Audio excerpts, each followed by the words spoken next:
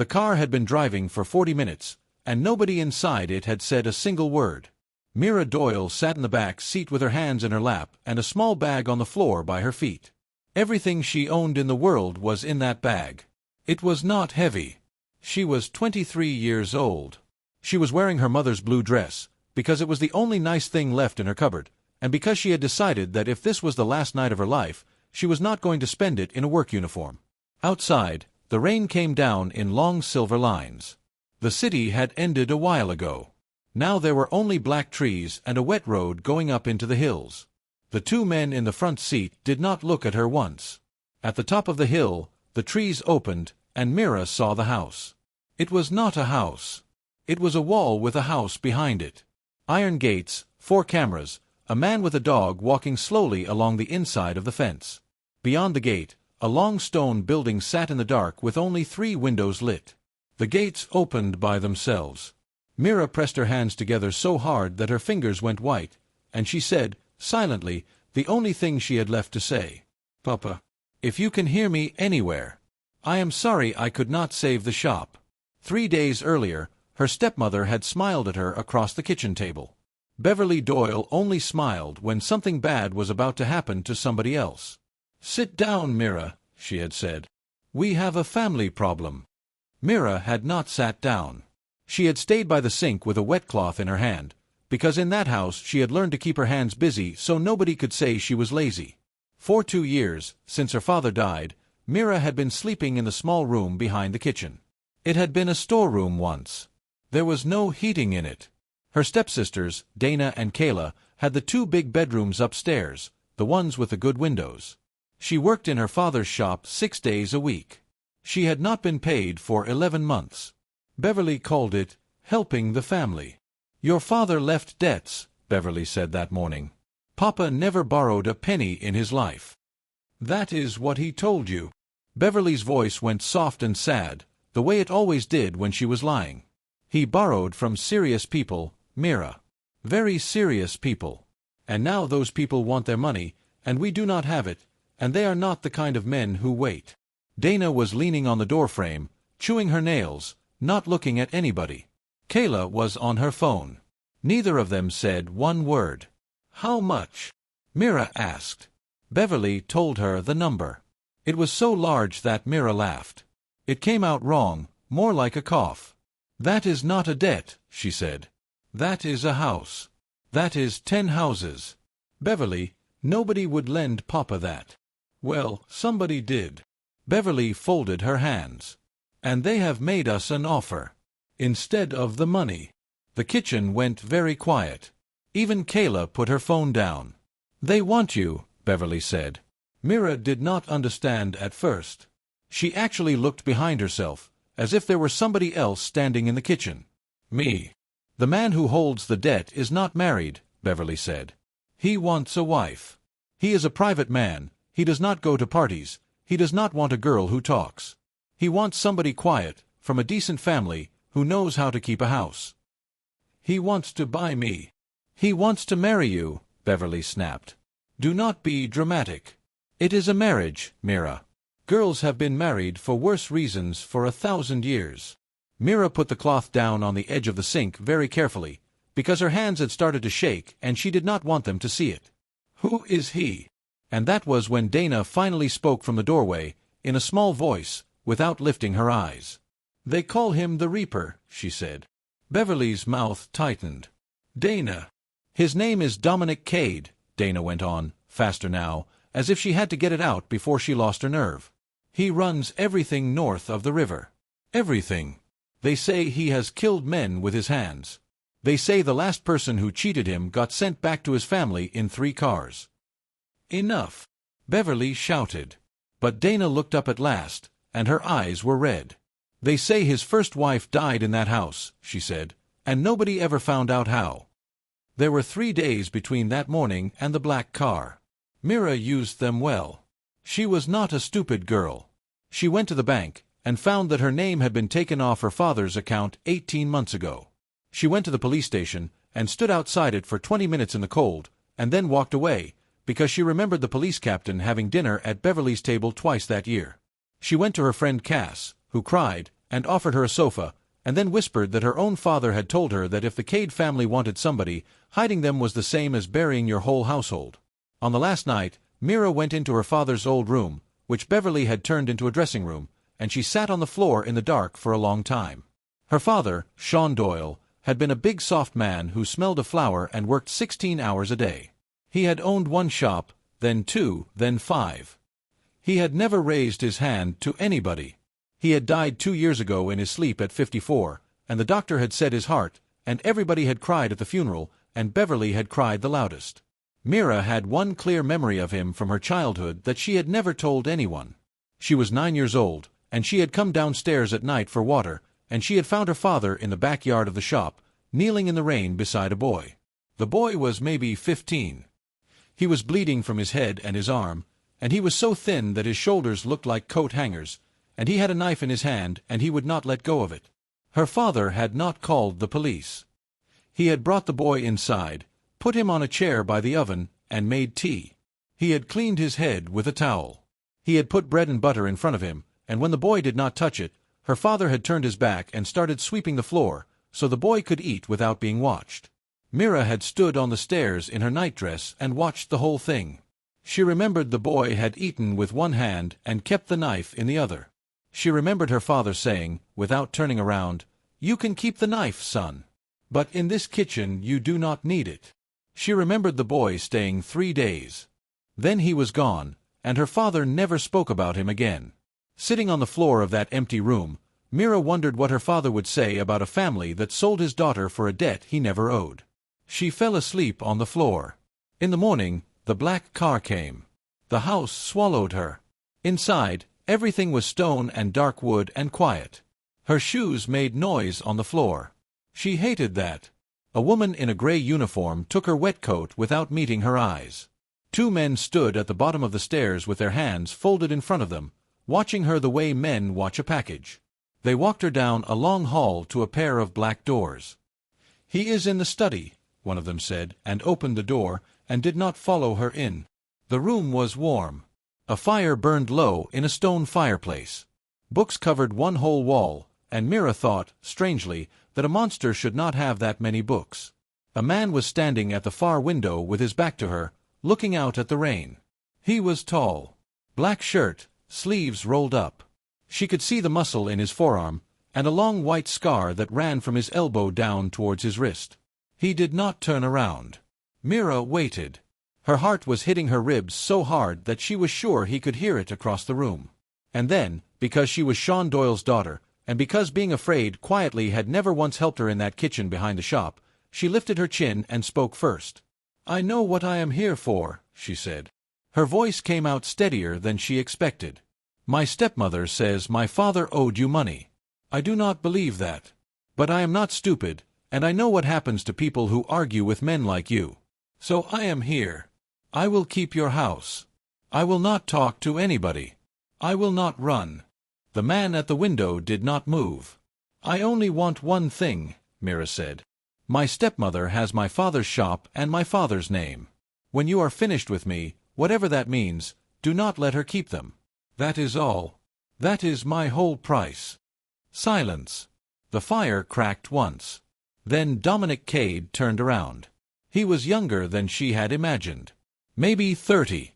Hard face, dark eyes, a mouth that looked like it had forgotten how to smile. There was a second scar under his left eyebrow, thin and old. He looked at her for a long moment, and something moved behind his eyes that Mira could not read at all. Then the most feared man north of the river asked her a question. It was not about the debt. It was not about the marriage. "Do you still put honey in your tea?" he said quietly, "instead of sugar?" For a moment Mira Doyle could not speak at all. "What?" she said. "Honey," Dominic Cade said. "In your tea. You were 9 years old, and you told your father that sugar was for people with no imagination." The fire cracked. The rain kept hitting the window. Myra's legs stopped feeling like her own. She reached out and put one hand on the back of a chair. "You were on the stairs," he said. "In a white nightdress. You had a doll with one arm. You stood there for 20 minutes, and you thought nobody could see you." "That is not possible," she whispered. Your father was sweeping the floor so I could eat without being watched, Dominic said. He never asked my name. He gave me bread, a coat, and 40 pounds from the till, and when I came back 9 days later, he did not ask where I had been either. He just put the kettle on. He stopped.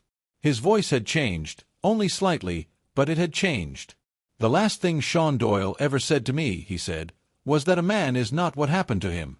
He is what he does next. Myra's eyes had filled, and she could not stop it. You are the boy with the knife, she said. I was. You are the boy in our kitchen. Yes. Then, her voice broke in the middle. She swallowed and started again. Then what am I doing here? Why did you take me? What kind of a man takes the daughter of the only person who— Sit down, Mira, Dominic said quietly. You need to sit down for the next part. She did not sit. She stayed on her feet, holding the chair, because she was afraid that if she sat down she would not get up again. Fine, he said. Then stand. He came away from the window and stood on the other side of the fire, keeping the distance between them, and she understood, in some small corner of her mind, that he was doing it on purpose. Your father never borrowed money, he said. Not from me. Not from anybody. There is no debt. There never was. I knew it, Mira said. I knew it. Beverly Doyle invented it, Dominic said. 3 weeks ago. Why? He looked at her steadily. Because it was better than the truth, he said.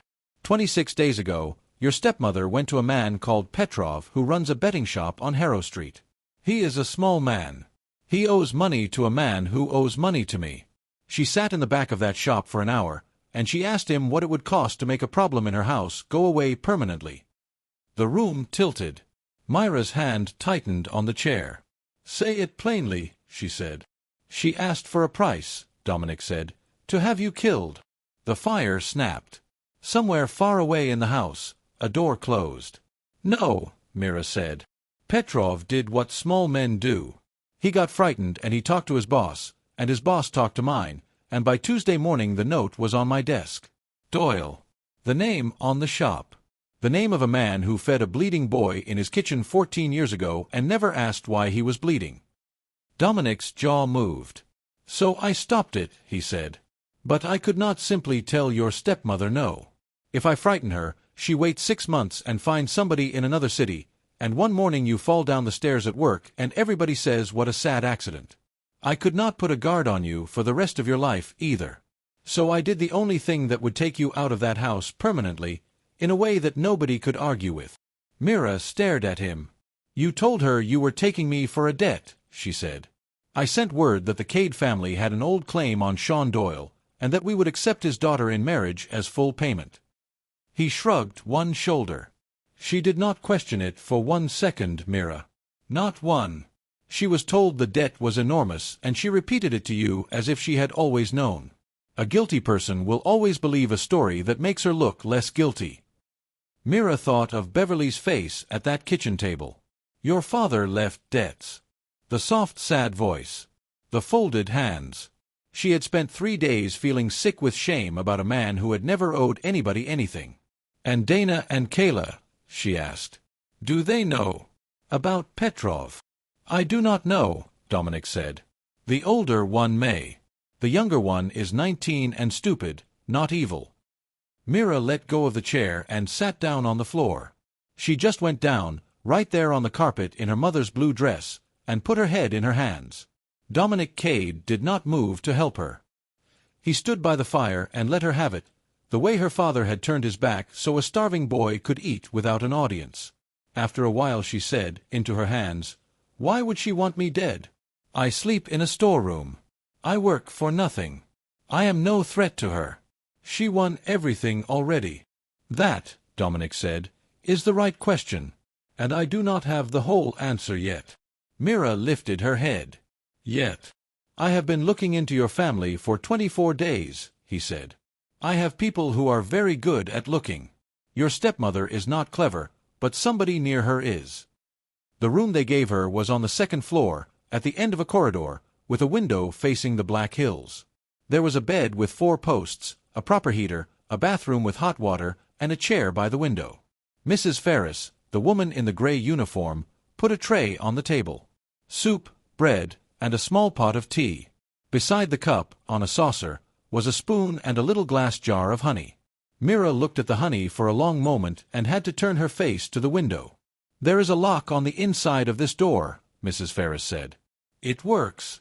Nobody in this house has a key for it. Mr. Cade said to tell you that." "Thank you," Mira said.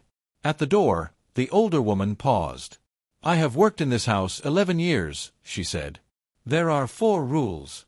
Nobody goes into the study without knocking. Nobody speaks about business at the table. Nobody lies to him, not even about small things. And the 4th. Mrs. Ferris almost smiled. "Nobody has ever been given that room before." She closed the door behind her. Mira locked it, sat on the edge of the enormous bed in her mother's dress, ate every drop of the soup because she had not eaten since the morning before, and then cried for 11 minutes with a towel pressed over her mouth so that nobody in that stone house would hear her. Then she washed her face, and slept for 9 hours, which was more than she had slept in 2 years. In the morning he was in the breakfast room with 3 newspapers and black coffee. "You did not run," he said. "Where would I go?" "That is not an answer. It is a question with a coat on." Mira sat down. She was wearing the same dress, because it was all she had, and she saw him notice it and say nothing about it, which she was grateful for. "I will run when I understand what is happening," she said.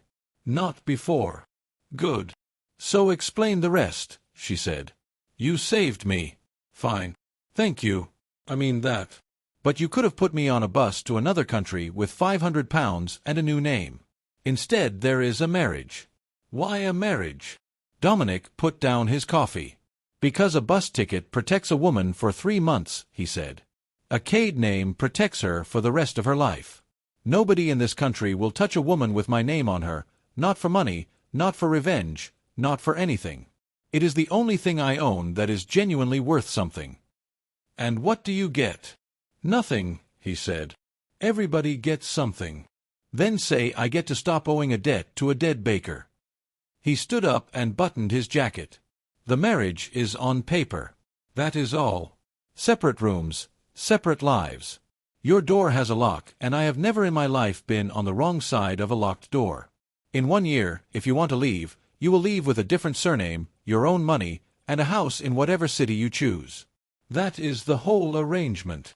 Mira looked at him for a long moment. "You have thought about this a great deal," she said. "I think about everything a great deal.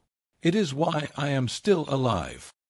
He went to the door, then stopped, and came back, and put a brown folder on the table beside her plate. "There is one more thing," he said. "My people found it 4 days ago. I was not going to give it to you until after the paperwork, but Mrs. Ferris says you did not touch your breakfast, and I do not want a wife who thinks I keep things from her." Mira looked at the folder. It was thin.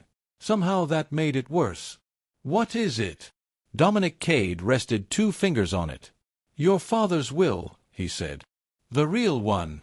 Not the one they read out to you in that lawyer's office 2 years ago."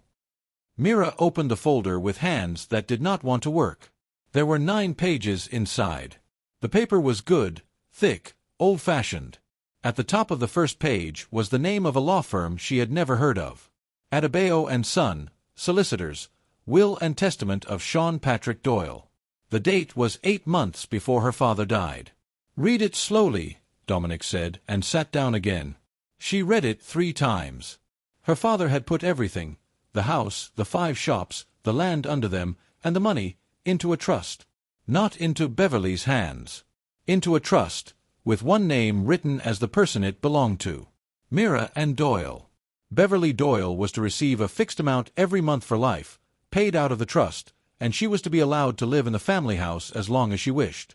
Dana and Kayla each got a sum of money at 21. But the shops, the land, and the name went to Mira. On her 24th birthday. 6 weeks, Mira said. Her voice had gone strange and flat. "I am 24 in 6 weeks. "Yes," Dominic said. 26 days ago your stepmother went to a betting shop and asked what it would cost to kill you. Now you know why she was in a hurry." Mira turned to the last page, and stopped breathing. Under the lawyer's typing, at the bottom, her father had written 4 lines in his own hand. She knew that handwriting. She had seen it on the bottom of 1,000 delivery notes. Mira, if you are reading this, I am gone and you are grown up. Do not let anyone tell you the shops are just shops. They are 5 doors your grandfather opened with his hands. Keep them or sell them, but do it yourself, with your own eyes open. And put honey in your tea, girl. Sugar is for people with no imagination. Papa. Mira put the page down on the table, walked to the window, and stood with her back to the room for a full minute. Behind her, Dominic Cade did not say a word. He simply moved the teapot slightly closer to her chair, so it would be there when she came back. The will they read to me was different, she said, when she could talk again. I know. My people have a copy of that one too. He put the second folder down. This will was 1 page. Everything to Beverly. No trust, no shops for Mira, nothing. It was dated 6 weeks before Sean Doyle died, and it had been prepared by a lawyer named Victor Halloran. Halloran, Mira said. He handled everything after Papa died. He was at the funeral. He held Beverly's arm the whole day. He was also the man who introduced them, Dominic said. 6 years ago. Halloran and your father did business together. Halloran brought a friend of a friend to dinner, and her name was Beverly. Mira looked up sharply. Who are the witnesses? She asked. Dominic almost smiled. That is exactly the question I asked. She looked at the bottom of the page. 2 names. One was a woman called Ruth Cassidy, who was Beverly's cousin. The other was a private nurse, Marta Kozlov, who had left the country 11 days after the funeral and had not been seen since. Mira put the page down very carefully. There is something else, she said. I need to say it out loud, and I need you not to look at me like I am mad. Say it. My father was never ill in his life. Not once. He worked 16 hours a day at 54. Then in the spring he got sick. Slowly. He said food tasted like paper. He got dizzy going up the stairs. His hands shook so badly he could not sign for a bread delivery. He was tired all the time, but the doctors kept saying his tests were fine and it was stress. She stopped. And every night, she said, Beverly made him a cup of tea, and she carried it up to him herself, and she used to say, Look, Mira, I look after your father better than you do. The room was very quiet. That will, Mira said, pointing at the single page, is dated 11 days after he first got sick. Dominic sat back in his chair. Then we are looking at the same picture, he said. Can you prove it? Not today.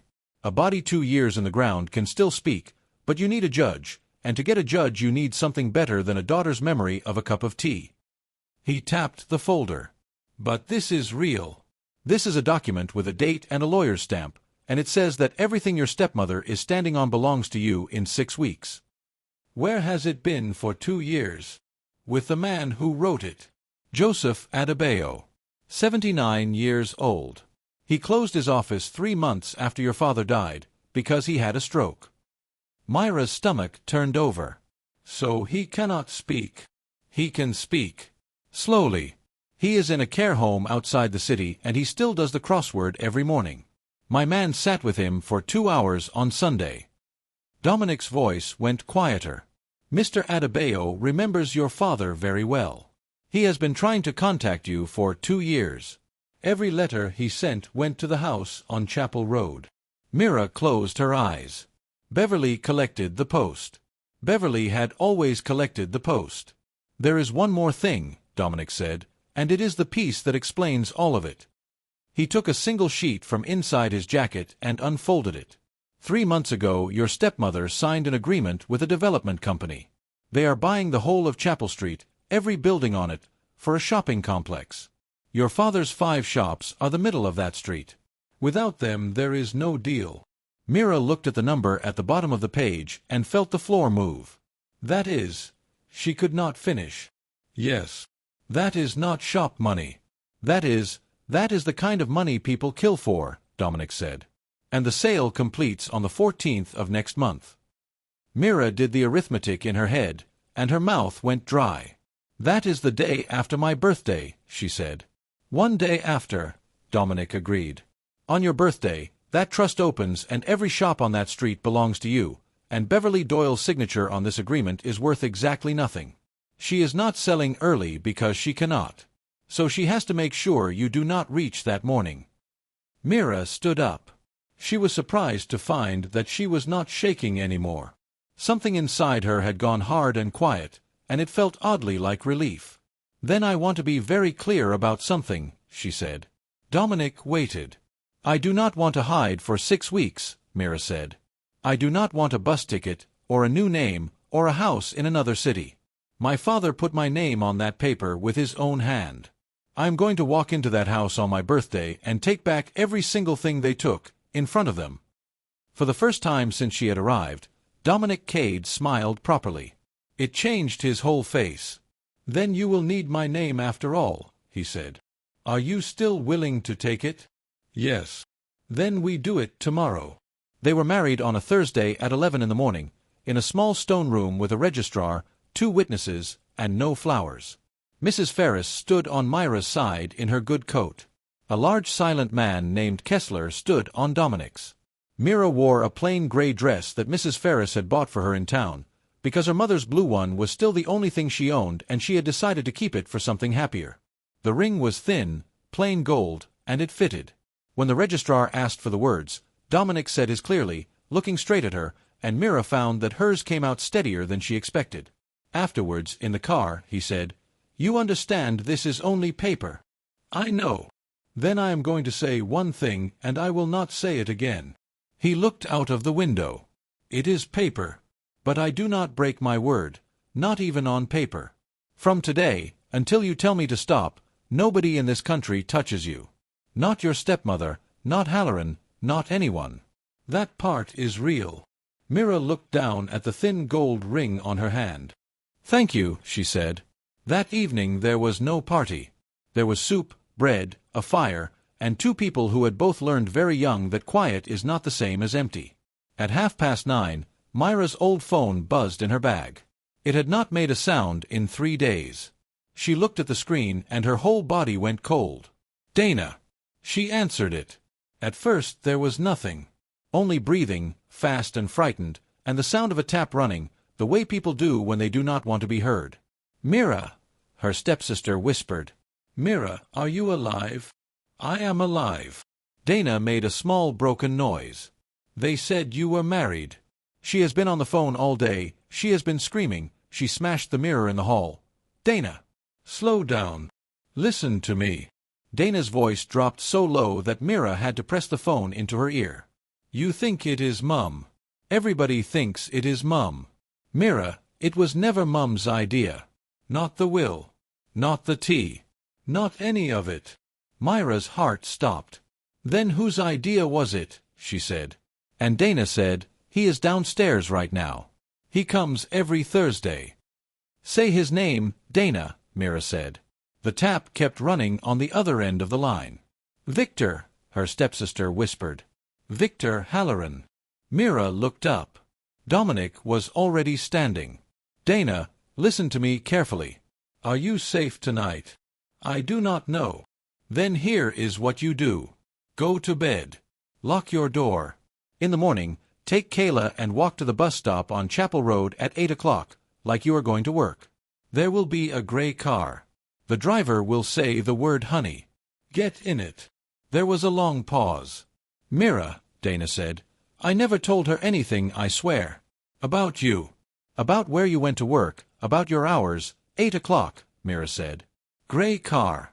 Honey." She ended the call and looked at her husband of 9 hours. "Halloran," she said. "Halloran," Dominic agreed. He was already dialing. "Kessler.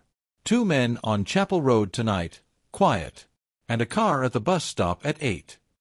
He listened, then glanced at Mira. "He asks if it might be a trap," he said. "The younger sister calling you the night you get married is very convenient." "It might be," Mira said. "Send the car anyway." Dominic's mouth moved slightly. "Send the car," he said into the phone. "And a second car behind it." They drove out to the care home the next morning with a notary, a camera, and a doctor. Dominic Cade did not do things by halves. Joseph Adebayo was a small, very old man in a cardigan, sitting by a window with a newspaper folded to the crossword. His left hand lay still in his lap. His eyes were as sharp as broken glass. When Mira walked in, he stared at her for so long that the nurse asked if he was all right. "You have his face," the old man said, slowly, dragging each word up from somewhere deep. "Sean Doyle's daughter. 2 years. 2 years I have been writing letters." "I never got one," Mira said. "Not a single one." "No," Adebayo said. "I did not think so." He made them sit. He made the nurse bring tea. And then, with the camera running and the notary writing, he told them everything, in his slow, careful, damaged voice. He had known Sean Doyle for 20 years. He had done the papers for 2 of the shops. 8 months before he died, Sean had come to his office without an appointment. He had looked, in Adebayo's words, like a man who has seen something behind his own front door.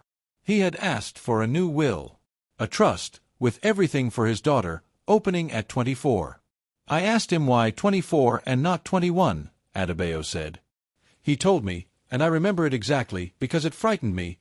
He said, because I want her old enough to fight, and I want 3 years to pass so that if I am wrong about all this, no harm is done." Myra's throat closed. "Did he say what he was afraid of?" The old man looked at her. "He said one sentence," Adebayo said. "If anything happens to me, look at Victor." Dominic did not move, but something in the room changed temperature. "Did anyone else know about this will?" the notary asked. "Nobody," Adebayo said. "That was the whole point. He would not even let me keep the file with the others. It went into the bank box with my own private papers, and after my stroke it stayed there, and my son knew nothing about it until your man came asking." He turned his head. "And then, Mr. Cade, something interesting happened." "Go on." "On Tuesday," the old man said, "a gentleman came to visit me. He told the staff he was my nephew. He sat where you are sitting. He was very friendly. He asked me whether I remembered a baker named Doyle, and whether my old files still existed, and whether an old man like me could really be sure of anything he remembered from before his stroke."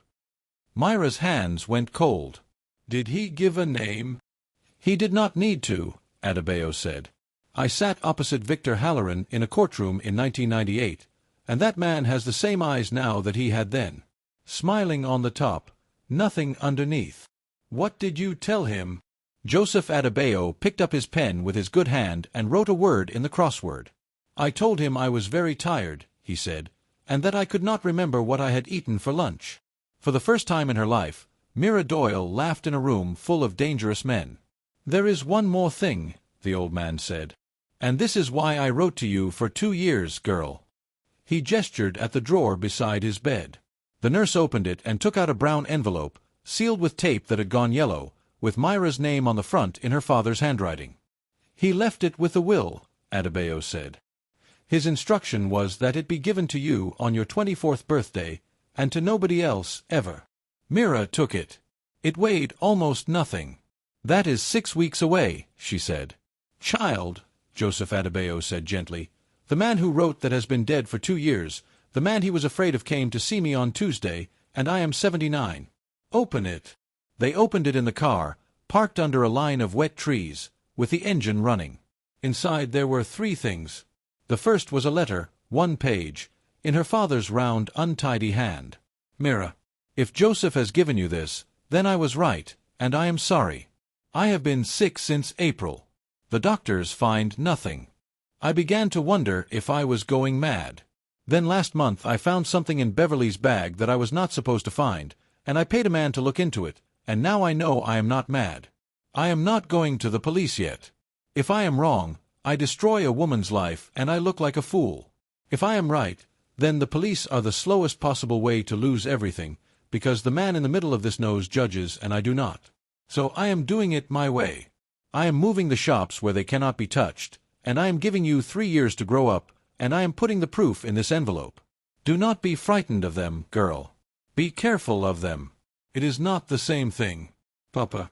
Mira read it twice and then put her hand over her mouth. The second thing was a photograph. It showed a much younger Beverly, laughing, in a summer garden, with her arm around a man's waist. The man was perhaps 40. He had thick hair then, and a good suit, and a smile that stopped at his teeth.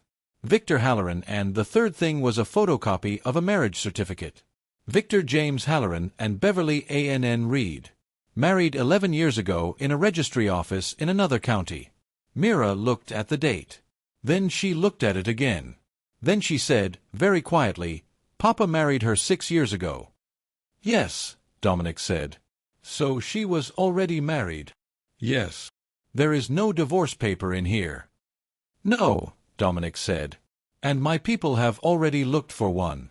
There is no record of a divorce anywhere in this country."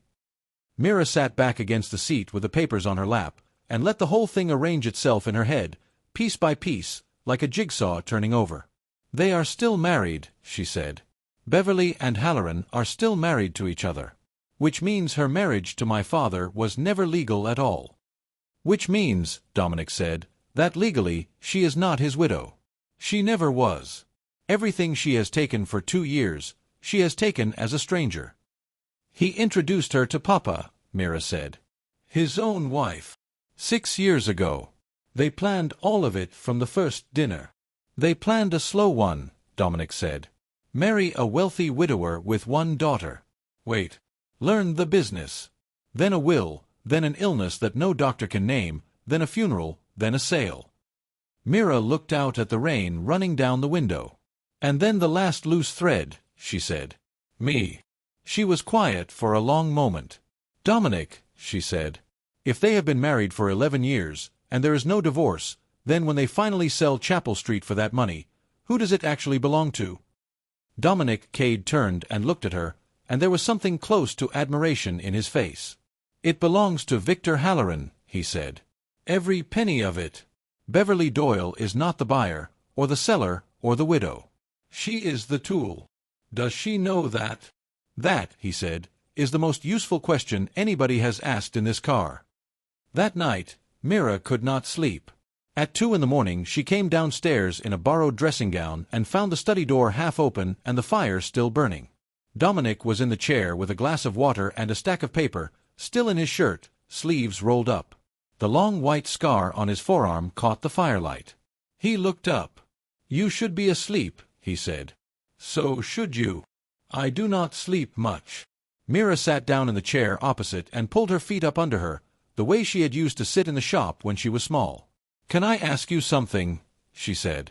"You do not have to answer." "Ask." "That night in our kitchen, when you were 15, what had happened to you?" Dominic looked into the fire for a long time. "My mother's boyfriend," he said finally.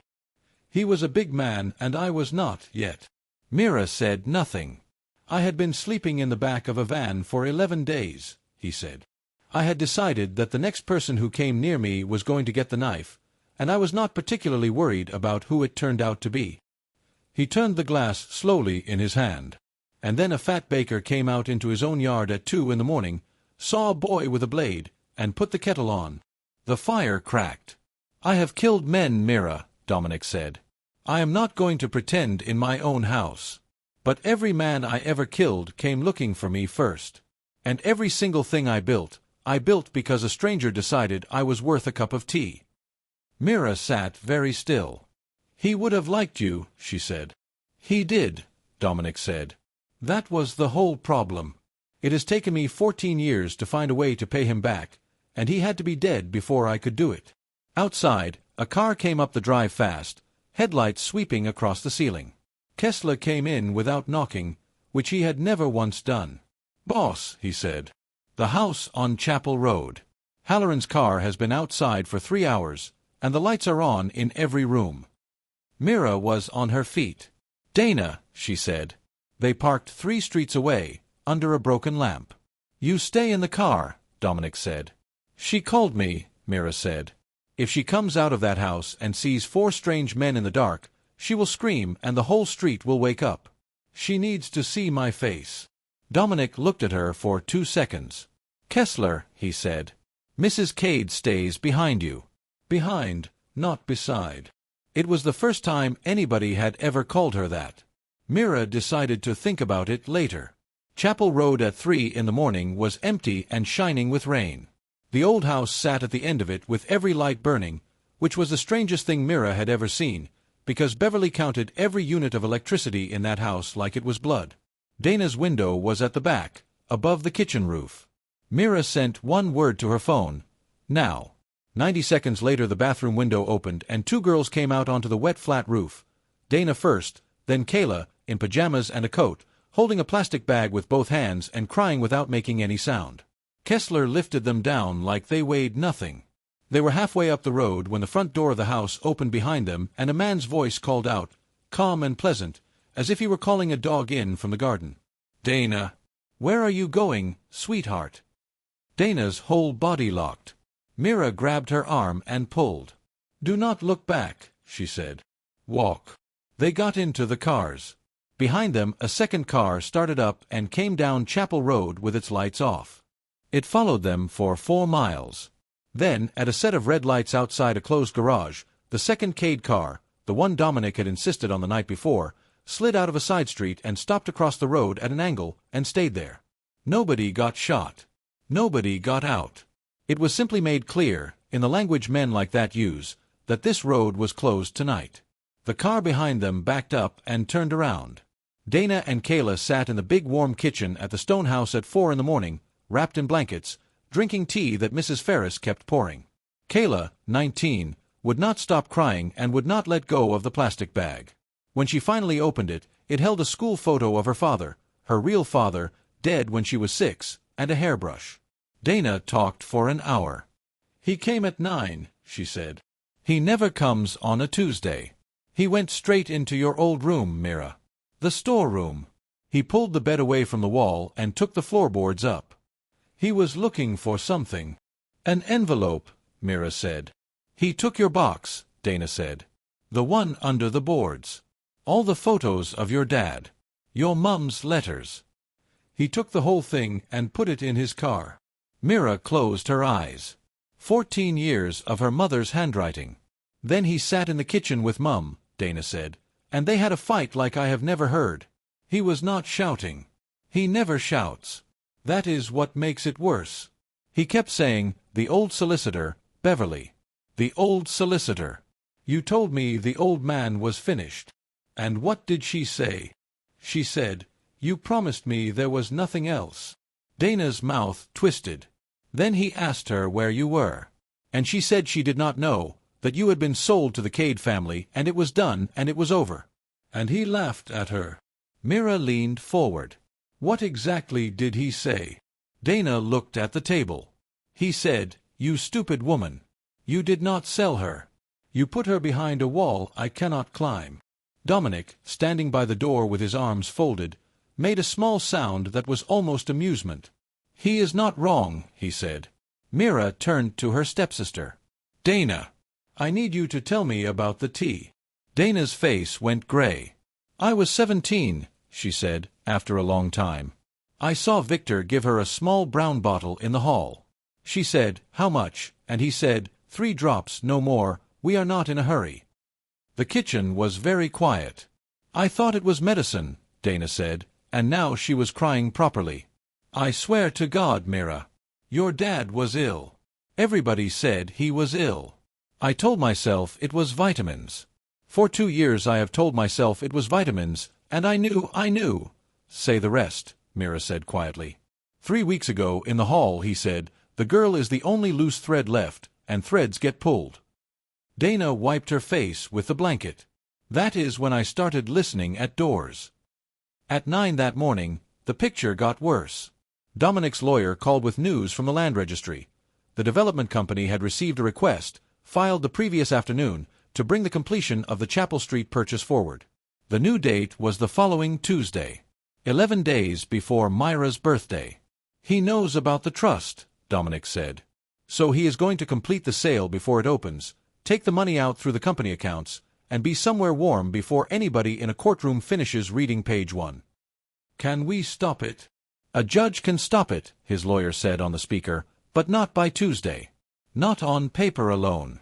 To move that fast, we would need the seller herself to withdraw." Everybody in the room understood what that meant. The seller was Beverly. "Then I will talk to her," Mira said. "No," said Dominic. Yes, said Mira. They looked at each other across the table. She tried to have you killed, he said. She asked a man in a betting shop what it would cost, Mira said. She has not paid anybody. She has not done it. And now I have a piece of paper that tells her she has been used for 11 years by a man who is about to walk away with everything and leave her holding the bottle. Dominic, she made the tea. She carried it up the stairs. If this ever reaches a courtroom, Victor Halloran will point at her, and every single fingerprint will be hers. She put her hand flat on the table. I do not want to save her, Mira said. I want to use her. That is different. Dominic Cade was quiet for a moment. Kessler, he said. Take 4 men. Meanwhile, 2 other things were moving. In a small town in Poland, a woman named Marta Kozlov was found working night shifts in a private clinic under her mother's surname. She had left the country 11 days after Sean Doyle's funeral with £8,000 in cash, and she had spent 2 years waiting for somebody to knock on her door. She cried on the phone for 6 minutes before she said anything useful. Then she said she had witnessed a will she had never read, in a room where the man in the bed was too weak to hold a pen properly, and that a lawyer had guided his hand. She agreed to make a sworn statement. She asked for exactly one thing in return, and it was not money. It was that nobody ever tell her mother what she had done. And on Thursday afternoon, a judge who had read Joseph Adebayo's statement and Marta Kozlov's, and had looked at a photograph of a marriage certificate, signed an order for the body of Sean Patrick Doyle to be taken out of the ground.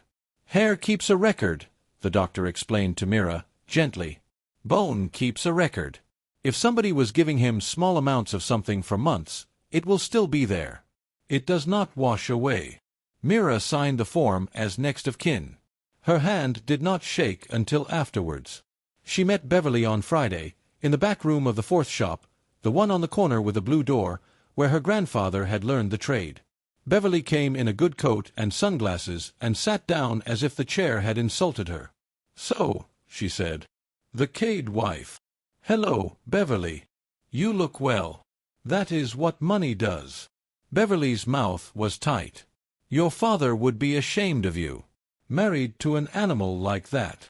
Mira put the marriage certificate on the table between them. Beverly did not touch it. She looked at it for a long time, and slowly, the color went out of her face under her makeup. Where did you get that? She said. My father left it for me. That is a copy. That means nothing. Victor said. She stopped. Victor said the divorce went through 11 years ago, Mira said. Yes. I imagine he did. There is no divorce, Beverly. There is no record of one anywhere in this country. You have been married to Victor Halloran the entire time you were married to my father, which means you were never legally married to my father at all. Beverly's hands had begun to shake. You are not a widow, Mira said.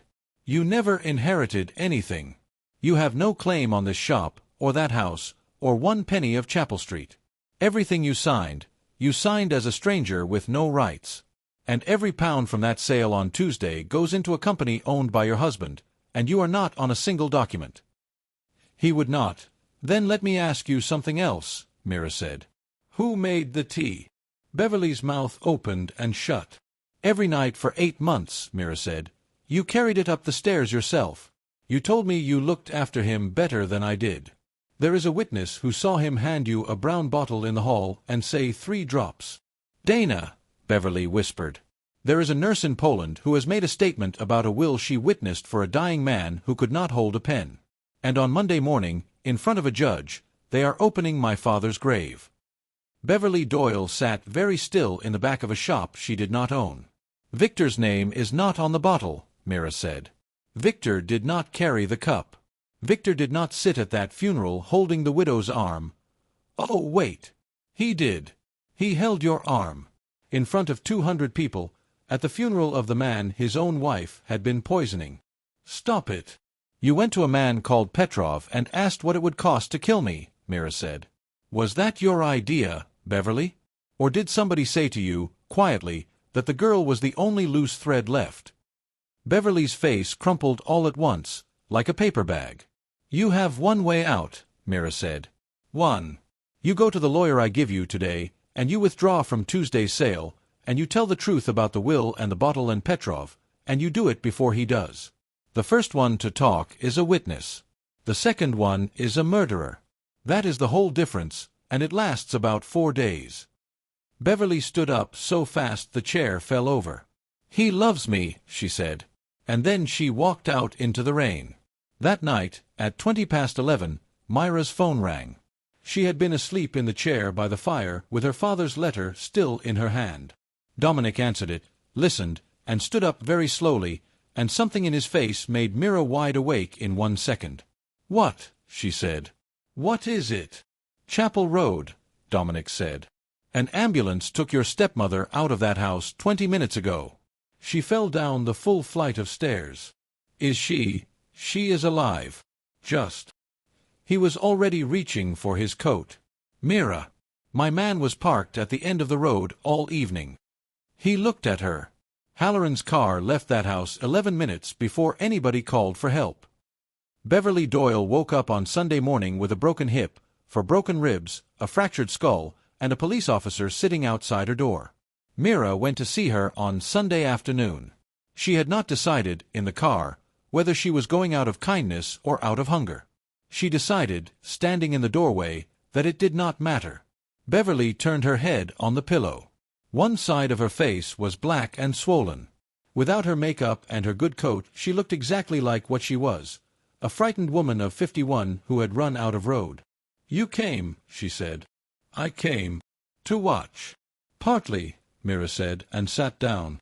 For a while neither of them spoke. A machine beeped somewhere. Outside the window, ordinary people were parking their cars and carrying flowers, having ordinary Sundays. "I showed him the certificate," Beverly said at last. Myra went very still. "Friday night. After you. I put it on the kitchen table and I asked him about the divorce." Beverly's mouth trembled. "He did not even pretend, Myra. He looked at it, and he sighed, like I had spilled something. Like I was a mess he had to clean up." "What did he say?" "He said, 'Beverly, you have never once in 11 years understood what you were for.'" Beverly's eyes filled and overflowed sideways into the pillow. "I turned around to go upstairs," she said. "And he was behind me. I did not even hear him move." "Will you say that to the police?" "They have already asked." "And?" "I told them I fell," Beverly said. Myra sat back in the chair. "Then you deserve everything that is coming," she said, and stood up. "Wait." Myra waited. "Under the floor of the airing cupboard," Beverly said, "there is a green shoebox. There is a small brown bottle in it, and 2 pages in Victor's handwriting telling me exactly how much and how often, and a bank card for an account in Jersey that he opened in my name and paid into every month for 6 years. I kept all of it from the first day." Her broken face twisted into something that was almost a smile. "I am not clever, but I am not a fool either. I always knew what I was to him. I just thought that being useful was the same as being loved." Myra stood in the middle of the hospital room and felt something enormous and cold move through her. "Why are you telling me?" "Because he pushed me down my own stairs," Beverly said simply. "And because your father was a kind man, and I helped, and there is a very long time coming where I am going to be alone with that." She turned her face away. "Tell them to bring the recorder," she said. "I will do it properly. Every bit of it. The will, the bottle, Petrov, all of it." The green shoebox was in the airing cupboard, exactly where she said. The judge's order came through on Monday at 4 o'clock. 2 hours later, the sale of Chapel Street was frozen, and a company in Jersey was frozen with it, and Victor Halloran's telephone began to ring with people he could not afford to talk to. On Tuesday morning, the morning he was supposed to become a rich man, 3 things happened to Victor Halloran at once. The seller withdrew her signature from a hospital bed, in front of 2 officers and a video camera. The laboratory report on Sean Doyle came back, and a man he had never met, who ran everything north of the river, quietly put word out that any driver, pilot, or captain in the county who moved Victor Halloran would be moving him for the last time. The report was 3 pages long and Myra could only understand about half of it. The doctor sat with her and explained it in plain words. "It is a metal called thallium," he said.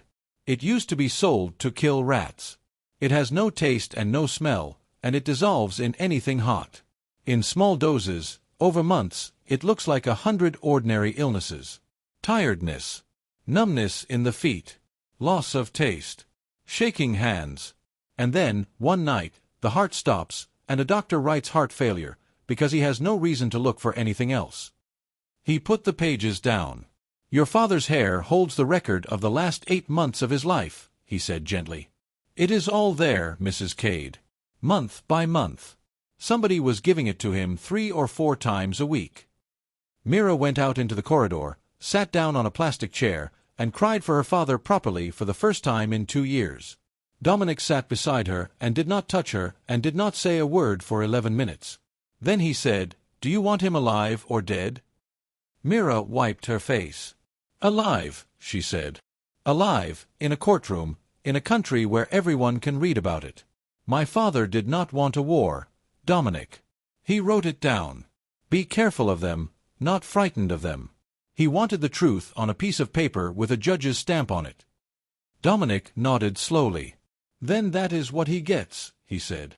Victor Halloran asked to meet her on Thursday.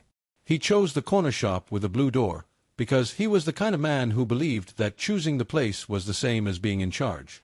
He was still in a good suit.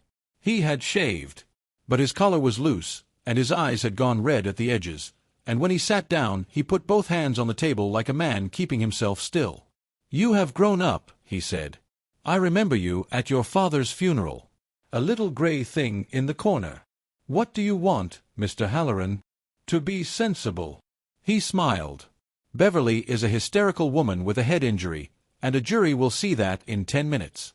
The nurse is a foreigner who took £8,000 in cash. The old solicitor had a stroke. And you, my dear, are married to a criminal, which is going to be mentioned in that courtroom every single day." He leaned forward. "Withdraw the trust claim and let the Chapel Street sale go through," he said. "I will make sure you personally receive a very large amount. And then all of us can go and live somewhere pleasant." Mira looked at him for a moment. Then she reached down beside her chair, lifted a cardboard box onto the table, and turned it around so he could see inside. Photographs.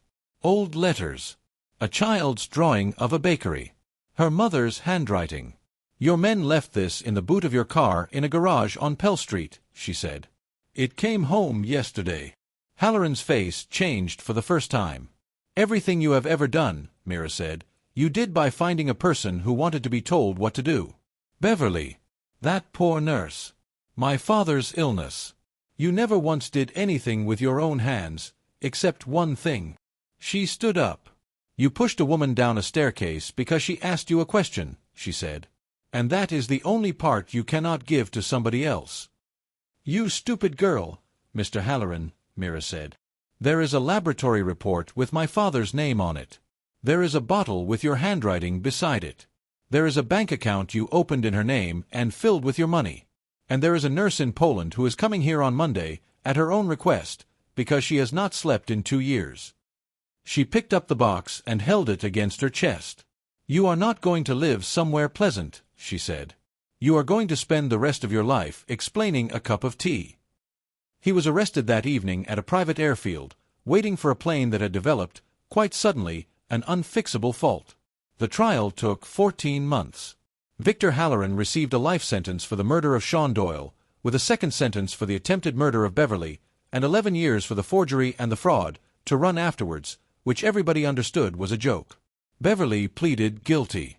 She gave evidence for 4 days without once looking at the man in the dock. She got 18 years, and the judge said, when he sentenced her, that the only thing that had saved her from more was that she had told the truth before she had to. Petrov, the small man from the betting shop, testified about a woman who had come to him 26 days before all this began, and then he moved to another county and opened a cafe. Marta Kozlov gave her statement in a quiet voice, in English, with an interpreter she did not need, and afterwards she went home to her mother and told her nothing.